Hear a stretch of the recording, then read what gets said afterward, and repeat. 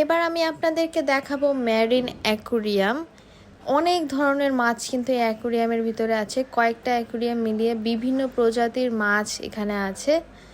তবে একটা দুঃখের বিষয় হচ্ছে এই মাছগুলো দেখতে দেখতে একটা টাইমে কারেন্ট চলে যায়।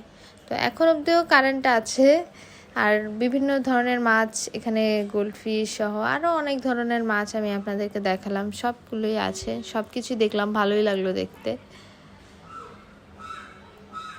এই পর্যায়ে কারেন্ট চলে গেছে, যার জন্য আর ভিতরের লাইটগুলো জ্বলছে না। তাই বাইরে থেকেই যতটুকু ফ্ল্যাশ লাইটের মাধ্যমে মাছ দেখানো যায় ততটুকুই দেখাচ্ছি। আপনারা কিন্তু যে দেখে আসতে পারেন, খুবই সুন্দর, খুবই ভালো লাগে দেখতে।